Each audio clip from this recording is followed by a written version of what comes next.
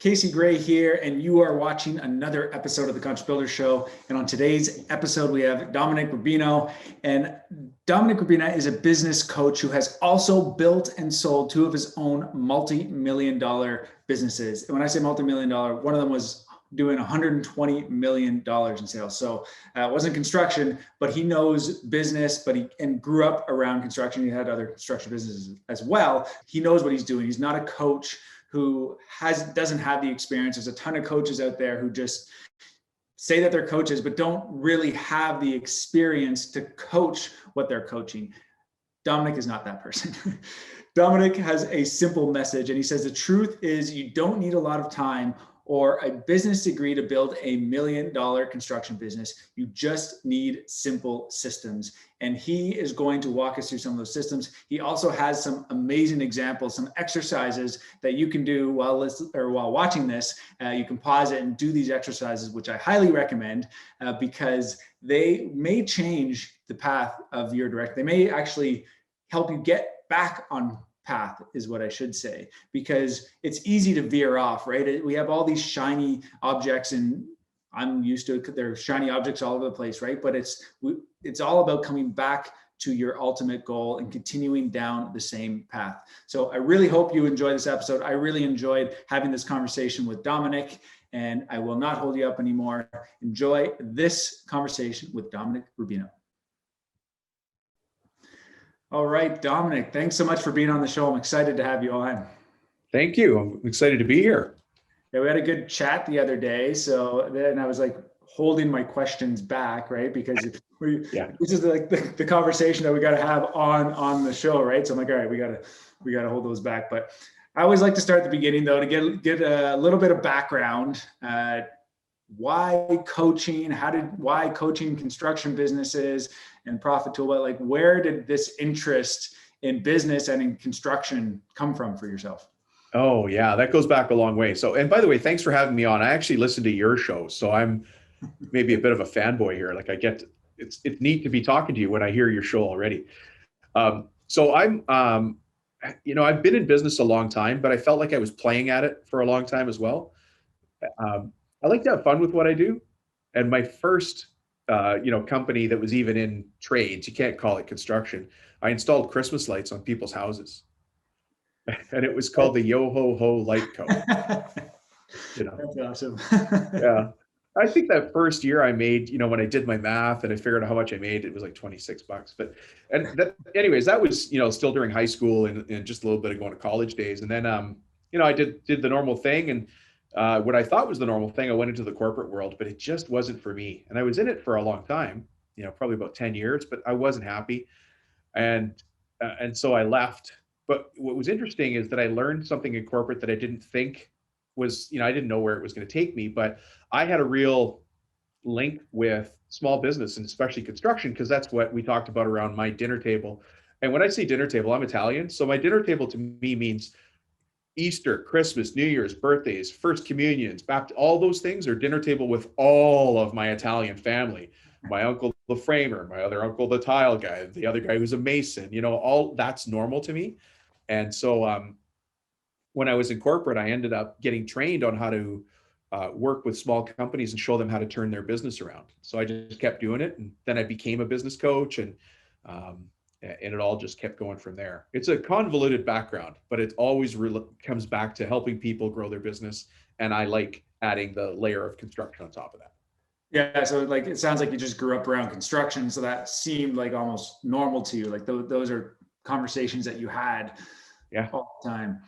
Now, the business side though, like I'm excited to get into this because I've made, like I was mentioning before we were recording, I think it was yesterday, like I've made a lot of mistakes. I've probably spent more mistakes in my business than I would have spent in going to school. But I remember talking to somebody, and I can't remember who it was. It's quite a few years ago. And I'm like, yeah, they don't teach you business in carpentry school. And he said, don't worry, they don't teach you business in business school either. They don't. No, they So don't. yeah, I'd like to get your thoughts on that and why it's so important to be working with someone like yourself, or like, what do you do as a trade? I mean, imagine this young guy he's a good carpenter, good plumber, just wants to go out and start a business and doesn't understand everything that's involved. Like, where do you start?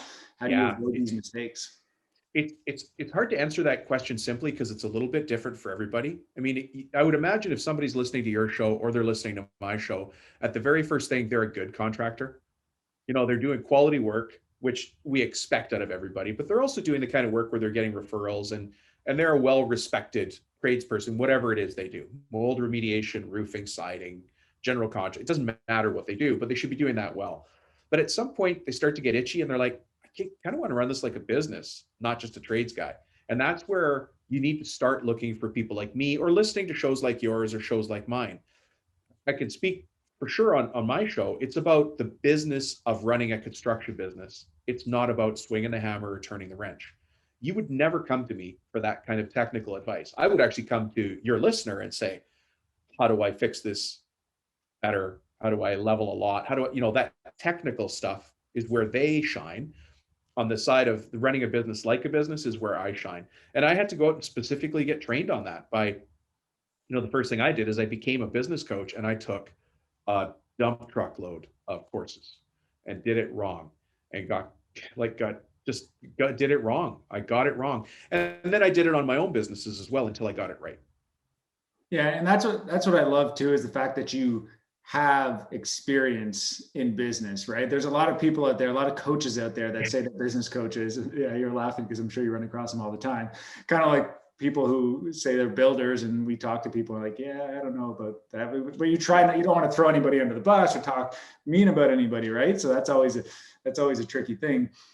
So yeah, maybe touch a little bit on your background in business so that people really understand what you're coming to the table with. Sure. Yeah. And everybody comes into business a different way. Some people come at it through being an engineer or going through trade school. Maybe they went through carpentry or cabinetry, and then they started a cabinet shop or a framing crew, whatever it is, right? I came into it through sales.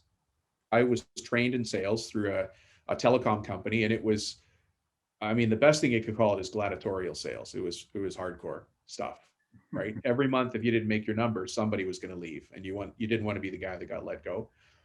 But I eventually got tired of that after a couple of years, and I became a sales manager, and I did very well. And I had the Prairie region as my territory. I was doing okay, but I just didn't like being the corporate guy. So I went and I started this side business. And you're going to laugh, so don't be taking a sip of your coffee right now. But I started selling used junk on eBay. Nice. And eBay was brand new when I started. And the junk I sold was used calculators and old ColecoVision games and Atari and Intellivision, Dungeons and Dragons, which I don't play, but so I started selling that junk. And I started a little online business while I was still in the corporate world. And that was doing okay, but it was tripping along. And so I left the corporate world and I went to start getting trained formally as a business coach. And I started to get results with my clients. They were doing well. They were making the money they needed. I show people how to put simple systems in place. And by the way, the kind of business coach I am is I'm the guy that shows you how to build the business while you're running it. Right. So I'm the fixer kind of person. So it's not like shut her down and start from scratch. I can show people how to do that, but it's really how to build the business as you're running it. So anyways, I took that eBay business and I turned it into an online bookseller. And then I turned it into a mail order pharmacy. And by the time I sold it, our revenues were 120 million a year. And I had about 160 staff working for me. And I sold that business. And I continued being a business coach because that's what I love. And I continued working with contractors because that's who I love, doing what I love. Does that make sense? Yeah, absolutely. Yeah. Yeah, that kind of brings it full circle. So yeah, that's impressive though. Like 120 million in sales, like that's no small number like Simple systems. It's just simple systems, almost boring, dry systems, but just apply them. Find the excitement in doing little things really well, and then on repeat. Do it really well. So what are some tips? So on that note, because I'm thinking of like all in my construction business, there's like a million moving parts, right? So I'm like, well, how can you simplify this? And we're always trying to simplify what we can for sure. So I'm thinking, contractor, listen to this. I'll just speak for myself. All right, contractor, listening to this right now. I don't need to do 120 million, nor do I really want to do 120 million, for example. Yeah. I just want, maybe I enjoy swinging the hammer, right? And I don't necessarily want to just be in front of the computer or just doing the quotes or running the business. What are some advice? Like, how do you start working with people, or how do you figure out what's best for them? Because I'm sure like a lot of the trades, the reason why I ask this, because there's a lot of guys that get into trades because they don't like the office work. Yeah. Right? They don't want to be at a desk. They like Right. being in the truck. They like being outside. Although I do have to say, and we all find this, at some point, things start to hurt. Your back, your neck, your wrist, your elbow, your fingers, your ankles, your legs, your knees, whatever it is, right? But it's like, you actually raise a good question. I think the place I'd get people to start, and we need to use a visual because this is a podcast, I'd like people to think about a boa constrictor eating a rabbit. So you eat the rabbit, and that's getting the job. And now that rabbit's got to pass all the way through that boa constrictor. And so you see this lump in your mind. That lump is what we would call, and I'm going to use business coach geek lingo, your critical constraint. So it's your question is, where do you start, or what's a simple system? Depends on where the rabbit is stuck in your system, right? Where the bulge is, where things are getting bottlenecked, you might say. A really good example of a simple system is estimates. Come up with a simple bid, yes, no score sheet, because not all estimates are the same. You shouldn't go running out to everybody who asks you to bid on a job. I'm thinking more here about a renovation or a remodeling contractor than a GC that's doing, a bare land build. Is that okay? Yeah, no, absolutely. Yeah. So as an example, if you're getting stuck because you're doing estimates all night, which means you're missing your son's ball game or your daughter's practice, and you're not able to make it to dinner, those kinds of things impact your personal life. I mean, for heaven's sake, why are you running a business if you can't have a balanced life as well? So if the problem for you is you're spending too much time on estimates that you're not winning, then let's go look at a system for that. And a very simple system is a bid, yes, no worksheet. And, we're guys, we know how to make a worksheet or a score sheet. Is Jersey going to beat Philly in that game? You put together your stats, same thing, right? Is it a qualified prospect? Do they have the money? Do they have the time? Do I believe in their project? Are they trying to do something wacky that the is never going to get passed by the inspector?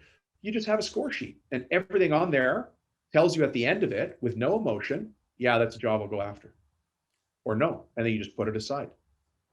Yeah, I love that you brought that up to start. That is such a good starting point, especially when you're maybe you're just getting started. You just want to say yes to everything. Yeah, you can't say yes to everything. You can. Maybe at the beginning a little bit, but yeah. Yeah. But at some point, I think when you say yes, what I always tell people is, like, if you're going to say yes to something, remember that means you're saying no to something else, right? If you're going to say yes to this job that maybe doesn't align with your vision and what you want to do, that means you're not going to have time to do that next project that's coming up. That's right. Which is easier said than done. So, it is. Yeah. How do you help people get through that process, right? Because like we've turned down jobs recently, and like talking to my sales guy, and it's hard to say no because he just wants to make a sale too. But at the same time, it's like, no, that's not aligned. Like, that's not the project that we want to do. And he gets it. He's not pushing back at all. Right. But it took me a while to get to that point to be able to say no, or feel like we could say no. Yeah. I actually learned that lesson by a handyman that I hired at my house. He came to help. We had a stamped concrete patio that was lifting, and so he came to do a little bit of work there, and that was his thing. I say a handyman, sorry. He was a stamped concrete specialist and concrete specialist. And I said, hey, if you do work, can you have a look at my garage door? I need to build this thing here and there. And in his broken English, I still remember the wise advice he gave me. He said, I only do the stuff I know how to do. Go get somebody else. And I was like, oh, maybe I should listen to this guy. Maybe he's smarter than me. I thought he could do anything, and he probably can do anything. But he, in his mind, he was reminding me, I'm your concrete guy. You need a guy to go build you something in the garage, get that guy. And we all have to remember, if you're a roofer and you do high angle roofs, that's different than flat roofs. Your crew is trained a certain way. You have a certain kind of equipment. You know what to buy. You know how to make money on that deal. Do that kind of deal. Don't suddenly say, oh yeah, I'll build you a doghouse because it's got a roof. That's a different business. Don't do that business. And especially in construction, different business requires different tools, which is more capital and training. Just a different nail gun doesn't mean it's just a nail gun. Your guys have to know how to use it. You got to have the equipment. You have to know how to maintain it. And it really adds up. The guys that really dial in on what they know how to do and make their living there, they do well. They get great margins. Do you have some examples of that? Because in one of the things that we do, like our niche is kind of like in green building, sustainable building, but we have to do a lot because we're the GC, but then there's some work that we do, but we've realized, what scope of that work it makes sense for us to do and what scope it makes sense to find subcontractors to do, for example. So do you have a good example of companies maybe you've worked with that are doing really well because they were doing too much and then you help them scale back? Oh, where they realize, where they're taking on too many projects and it's eating their time? That, or they're just they're saying yes to the projects that they shouldn't be doing because they're not as good at it. Maybe it's beyond their expertise. Yeah, it happens a lot, especially when one of the things that you would expect people come to talk to me about is, Dom, we want to grow. We want to make more money. And I'm like, okay, but be careful that, again, the analogy of the rabbit passing through the boa constrictor. Once you sell that more jobs, you've got to produce more jobs. And that's when the pressures start to come up, right? We've got a good carpenter. We've got a good guy who does electrical. We've got a pretty good plumber to do one job at a time, but now we got 3. We just sold 3. Suddenly the world looks very different. And so now it becomes, I've got to be better at project managing. I've got to be good at hiring subs, at finding those subs. It's different for every company, but you have to think about that before you go into it, right? Can your team handle more growth? And really, can you find people? Let's just say, for instance, in your town, it's hard to find electricians. You got to think about that. Do you need to hire your own electrician so you always have access to it? Or do you need to sub out to somebody and make sure they're doing the quality work that matches up? And on that point, if you just allow me for a sec, Casey, you need to know your numbers. Because if I want the best electrician in town, I've got to be able to go to him or her and say, look, last year we did this much in building contracts and we did 200,000 in electrical work. I want to sub out the electrical work and I think I can give you 180,000 of that this year. Will you be my number one? Will you come when I call you for a job? Well, when they see that kind of number, they're going to say, yeah, I'll do it. I'll guarantee you 180 of work if you're going to guarantee me 180 of work. And now you've got a relationship. Now, what about the guys who maybe don't know their numbers? Where do you start with them, or just because don't know your numbers? Well, they're working so hard that they're like, hey, I just got so much work, and they don't even know if they're making money, and they're pricing jobs. Like, there's tons of guys out there like that, right? Because the business guys, they're just good at what they do, and they're busy, but they don't really understand what that means. Yeah, that's a very difficult place. If they're at a place where they're growing and they're wondering why they can't get past whatever mark they're at and they're feeling frustrated and stuck, it's most likely because they don't know their numbers. And this again is where a guy who doesn't want to be tied to a desk might resist. And you can know your numbers from your truck. You don't have to know them from anywhere else. You just need to know a handful of numbers and track those numbers really, really well. Can I give you an example? Super simple. Okay. Yeah. So it's going to take me 2 minutes if that's okay.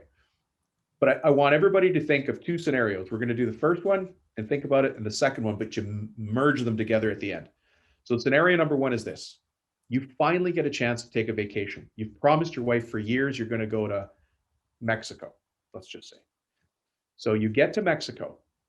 Your family's there playing at your feet. You're there for 1 week vacation. It's Wednesday now. You're going to be there from Monday to Sunday.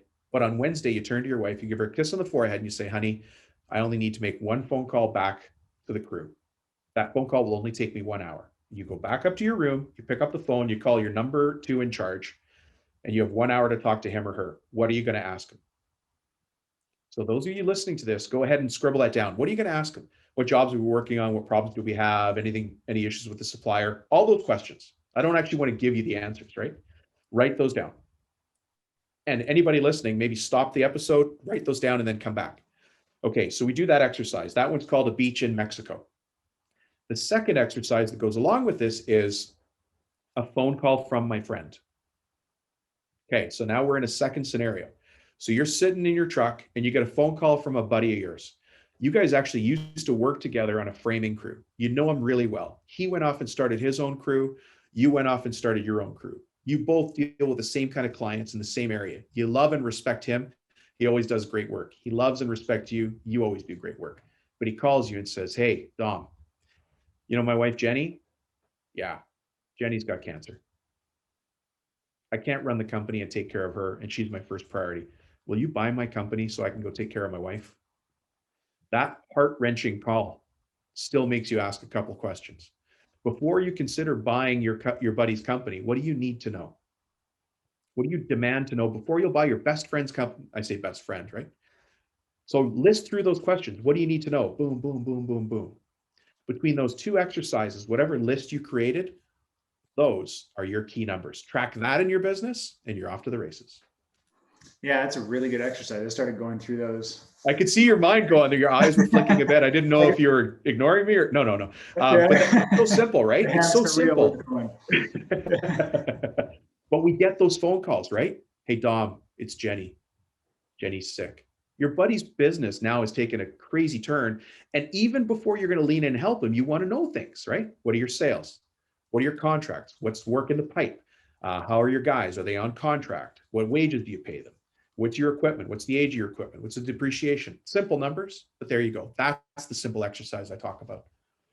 Yeah, that's the thing with within a business too, is you can't ignore your problems till they go away, because they just become bigger problems. Yeah, I've learned that one too. I've learned that one really, really well. Oh man. So let's touch a little bit actually on your book, Construction Millionaire Secrets, which anybody can download. We'll share that after. But one of the things, obviously it says construction millionaire. So like, what is a construction millionaire in your mind? Does that mean it's somebody who's doing $1 million in business or profit, or what exactly is a construction millionaire? Yeah. So again, a good question, because I got the answer back from the world after I put the book out there. So to me, a construction millionaire is all these people that are running a good business, but have this dream. I want to be $1 million contractor. But I also started to get messages back from people saying, so Dom, I want $1 million in profits. What does that mean? And I can help you. Like, that's normal conversation for me all day long. I've been a professional coach now for 21 years, for a long time, 21 years. Since way before coaching was popular by the way people. Hey, I was a coach before Google, before there was Google, right? A long time. Yeah. But I mean, to be $1 million contractor is $83,000 a month in sales. But to get there, and to get there profitably without your head falling off your shoulders and rolling on the ground, you have to have systems in place. You have to have repeatable, simple systems. And that's what I talk about in the book. It's called Construction Millionaire Secrets, not because I came up with them. I think if one of your listeners wrote the book, they would call it Brutal Lessons I Learned the Hard Way. Right? Yeah. For me as a business coach, I learned this. I mean, obviously I have training as a business coach and professional training in business, but I learned this by listening and asking good questions in construction trailers, on job sites, on conference calls, in boardrooms all around the world for the last umpteen years. And I started to see the same similarities. Why is this civil engineering company that makes overpasses having the same conversation a cabinet making guy is? They don't see it because they never talk, but it's the same question about people, about process, about which jobs to bid, right? About what's our key numbers. And I thought, okay, all these cracks in the darkness that these other guys are finding on their own, these are superhero businesses in any market, but they don't talk to each other. And so I started to write them down. It's, it was a side project at first. What are the similarities I see between all my clients? And I'm like, okay, these are Construction Millionaire Secrets. And that's where the book came from. So it's pretty cool. It's got lots of stories in it. So can you share some of those? Like, what are some of those similarities that you're seeing? Yeah, I mean, and I have a list of, there's 20 in the book, 20 Construction Millionaire Secrets. One of the ones that's interesting is the way that people that are running the big companies, and by the way, sometimes running multiple companies, like maybe they're running a high access window cleaning company, but they also do snow removal and they also do HOA property or strata property management. They've got 3 companies and they're running them like it's nothing. Whereas everybody else can only run one kind of company. Doesn't matter, right? But what happens is they have a good understanding of something called their revenue responsibility per hour. Weird number, I get it. I'm supposed to be the guy that brings you weird ways at looking at old problems. So your revenue responsibility per hour is just this. Look at your annual sales. How much did you sell last year? And Casey, I'll just say $1 million because that's the, easy to do. And then ask yourself how many hours you worked last year. Now, it's easy for me to do the math and say about 2,000 hours if you worked 40 hours a week, 50 weeks a year, and everybody's laughing right now because, none of us work 40 hours anymore. But if you do that math, your revenue responsibility per hour is $500 an hour, right? It's just 2,000 hours divided by $1,000,000. What that means is at some point, you can't swing the hammer. You have to manage 5 guys who are worth $100 an hour just to keep that $1,000,000 business going, right? Or however your math works. And the job changes when you become a business owner because we need to get paid from the neck up. Now my responsibility changes. I don't work the tools, I work the people who work the tools. The people become the tools to grow the business. And my responsibility changes. And now I've got to find enough work to keep my good crew busy. So to your point earlier, some guys don't want to grow. I get it. That's a lot of responsibility. Maybe you just like doing decks, outdoor living spaces, whatever they're called now, right? Fences and decks and outdoor living and barbecue plazas or whatever they are, right? Outdoor kitchenettes. Okay, if you like doing that, if you actually like building that, that's great. But there's some level there where you're going to get big enough that you got to have some people working for you, which means you're going to have to carve off some of your time to go get more business in the door. Or back to the boa constrictor, you got to open your mouth, you got to eat a rabbit. You got to get more business to keep those good crew, your good crew working. So that's definitely a big one, revenue responsibility an hour. Yeah, that's a really interesting way to look at it for sure. Made a note of that. Now, yeah, I'm going to figure that out too. Anyway, all this work I have to do when we're done. No, sorry. No, but it's fun, right? Because these are the things that really gets you thinking, right? But you have to actually take action on it too, right? It's one thing to like know something. It's another thing to actually take action and do something. There's a lot of people, we all know a lot of things that we don't take action on, right? But in business, you get really penalized if you don't take action on what you know, right? Yeah. In life in general, but it might be slower, right? If we know what we need to do to stay healthy. We know all these things, but do we do it? Not always, right? So those are all as a simple example. I'm a big fan of simple systems and I like examples, and I've been business coaching a long time. So I've gathered a lot of these examples and they're in the book, or people that have heard my show would hear these. Can I give you another one? Yes.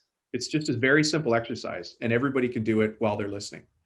But they have to finish actually they have to finish 2 sentences I'm going to give them. So if you have a pen, please write this down. If you're walking your dog, you're not going to be able to write this down. If you're driving, do not write this down. You can just listen to it. But here's what I want you to say to yourself.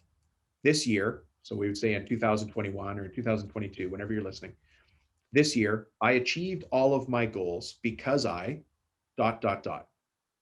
So now I want you to write down 3 things that you did to hit all of your goals. So this year, I achieved all of my goals because I 1, 2, 3. So take a second and think about those 3 things you did.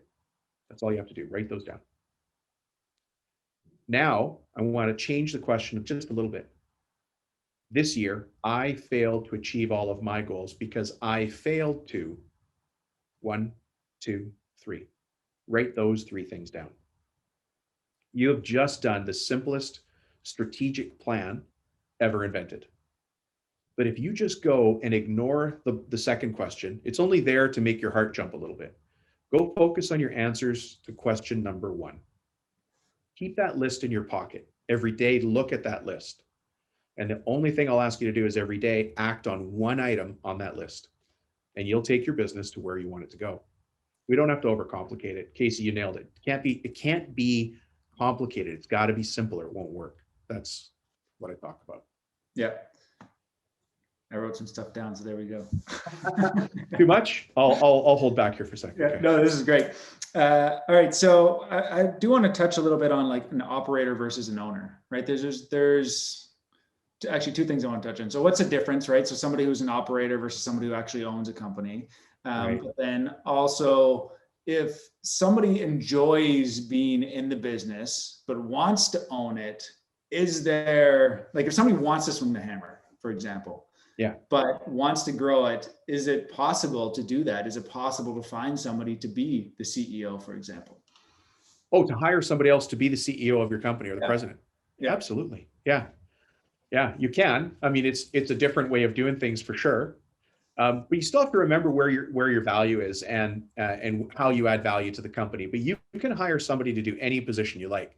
But if you really like operating heavy machinery, let's say the backhoe, or you do demolition, and you like being the operator, you can hire somebody else to be your estimator and somebody else to be the president or the GM. For sure. You can make it whatever you want because it's your company. Go back to that list. This year, I achieved all of my goals because I ... and make one of those actions one of those things. I'll admit that's a bit of a weird way to go, but what happens, and I find this all the time, and I have the benefit of perspective, right? I do have the benefit of not being in the weeds, is that as we get older, our priorities change. Our kids get older, our families get older. We have to start taking care of older parents. Our back hurts, our knees hurt. If it's a cabinet maker, maybe they're less one finger or a tip of one finger. Stuff happens, unfortunately. And so your ability to swing that hammer, your will is there, but your ability might not be. And at some point, you might tire of being outside in the rain. I've been a framer. And what it means to be a framer, I live in the Pacific Northwest. So when you're holding up an outside wall and you're wearing your rain gear and it's pouring buckets, the water comes in my left sleeve, but it goes out my right pant leg. Like at some point you get tired of that, right? Yeah. At some point, it just gets painful. And so you need to have the systems in place to have other people do those things, right? Makes sense. And okay, so what's the difference between an operator and an owner? So if somebody who says that they're an owner, but maybe they're more of an operator, like, do you get into those terms or do you use something different? I do. And actually, I think a better answer to that question would come from somebody who's already answered it. There's a book by Robert Kiyosaki, and you may have read this already. It's called Rich Dad, Poor Dad. Have you heard of the cash flow quadrant that Kiyosaki talks about? Yeah, it's been a while since I've looked at that, but yeah. Yeah. So the book is called Rich Dad, Poor Dad. And the reason I'm emphasizing those words is because many years ago, I referred it to a guy, and he went to the bookstore when we still had bookstores, and he looked for the book called Rich Dad, Poor Dad. And I'm like, nah, that's not the right title. So it's Rich Dad, Poor Dad by Robert Kiyosaki. And he talks about the difference between, owning a business and running a business. And he's got 4 different ways of seeing that world. It's a really well laid out book. You can buy it wherever you buy books and not, fill your boots. And I need to add this, we can all add our own flavor to it. If you still want to swing the hammer, if you enjoy making pools, make pools, but just run the company the way you want to run it. It doesn't matter, right? It's your company. You get to call the shots. Makes sense. So, all right. So that would be, so the operator and owner, though, that would be in the cash flow or in that quadrant. Is that what you're saying? Is like, that's where we're going to figure out the difference between somebody who's an operator and somebody who's an owner? Like that? Yeah. So to me, an owner is on the numbers and running people, processes, systems. An operator is somebody who's on the tools in some level, right? They're in the truck, they're driving a site, they're picking up stuff. Maybe they're the guy who lays out the foundation. Maybe they're the guy who lays out the forms. I don't know. But whatever their thing is, that's an operator to me. An owner is a guy who runs his company or multiple companies off the numbers and understands influence, leadership, authority, process, systems. Makes sense. All right. I like that. I want to end with, I want to go back to maybe somebody who's starting out, because we do have a lot of younger guys that follow our stuff and watch our videos and post some questions and, podcasts and so forth. If I'm going to go back to myself, for example, I was 20, how old was I? 23 or something when I started the business. Yeah. No. I was doing sidewire. I think I was 24 by the time I went off on my own. But anyways, I had to do the math backwards. How old am I now? Anyway. How old was it? If you're a young guy that's just like, when I went off on my own, I tell people all I wanted to do is make money, right? I wanted to do good work, make some money. Something happened like that. That's why people start a business, right? You don't realize everything you have a business required, right? And if I did realize that everything that was required, I probably wouldn't have done it because I would have got scared or, got, paralysis by analysis sort of thing. Right. So what would you recommend some of these contracts, maybe it's a contract that's been in business for 1 or 2 years. Like you said, if they're reaching out, if they're listening to this, they're probably wanting to expand, right? They realize that something's not working, but they're not really sure what, where would they start? Would they start with your book? Maybe the other thing is too, is, a coach would be great, but it comes with a cost Yeah, too, right? Yeah. So Yeah. I think we need to work up to that point at some level. So where did these people start? What would you recommend? So let me change I'm going to answer your question, but I'm going to answer it from my perspective. If I was to start my own company in construction, and I've had home, like a handyman business, and I've had a couple of painting companies, and obviously the Christmas light business and some others, right? But just so everybody remembers, those aren't the only businesses I've run. I've run a bunch of others. But when I was my construction background actually came from painting. That's where I started. But if you're listening to this and you're just getting started, or you feel like you're about to get started, or you've been running for a while and you're kind of stuck, here's what I would do. I would sit down, I would leave my office. I would take a blank book and a pen with me, and I'd go get a coffee. Now, whether you could sit inside the Starbucks or the Dunkin' or the Tim's, whatever, but sit in the parking lot alone in the quiet and write down who you are. Who are you as a contractor? I'm a remodeling contractor. I'm a tile setter.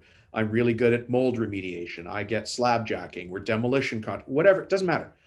Who are you first? You have to be that, because you're really good at that thing and you know how to do that properly and make money at it. The second question is, who is my ideal client?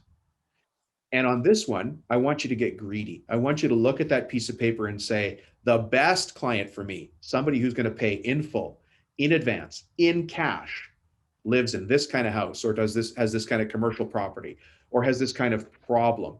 Write that down. Once you know who you are and who your ideal client is, it's much easier to hone in on what that market looks like. But if you say, I'm in construction, nothing scares me, I can do anything, you can. I'm not arguing. You could probably do anything.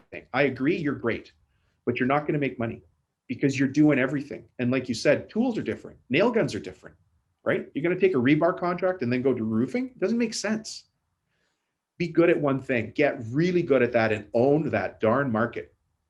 Be so good in that market, nobody else wants to come after you because they're like, uh-oh, Casey's there. I can't go up against Casey. He owns that niche. He owns that piece. That's where you start. And when you get that figured out, and it'll take a while, you got to do it wrong, right? What you think is the perfect client isn't, and they'll tell you, you'll learn. But once you figure it out, off you go. Yeah, I like the fact that you brought that up too. What you think was a perfect client isn't necessarily it, because that happens. And maybe what you think what your strength is might actually change too, or might not be it, because there might be an opportunity that comes up that you didn't even realize you're good at. But that would be one of those things where you might be straying outside of it. But I feel like I've made a lot of mistakes, but I'm glad that I've tried a lot of things, because I now know what doesn't work and what works, right? And I feel like it's helped me. It's been painful to go through in some cases, but I don't regret anything. So painful. I remember taking an interior painting job and not asking the right question. So we show up for work on the first day and the lady says, okay, so my kids are sleeping. You can't start till 10:30 and I need you out of here by 2:30. And I'm like, oh, that doesn't work. And the problem wasn't her. She's not the problem. That's how she is. I was really good at residential repaint exteriors. Show up at 7 a.m, stay till 5:30 at night. The family doesn't care. We're not going to paint over the kitchen while they're trying to have dinner, but I could do lots of work outside. We could take breaks or not take breaks. It didn't matter. But now that we had an interior contract, we weren't set up for it. I didn't even ask the right questions when I sold the job. I thought, I'm doing the right thing. I'm getting my crew work. Well, we couldn't get anything done. In by 10, out by 2:30, and she stood over us the whole time. It was horrendous. And what I did after that job is what I've done many times. When I leave so frustrated I can't stand myself, I say, okay, stop, Rubino. What did I learn? What did I learn from that job? And then I don't repeat it on the next one. Residential repaint's got great margins, and I know how to do it, and I've got the gear and the crew to do it. And that's just painting. It could be any trade, but you want to really watch for that. Yeah, realize what you get at. All right.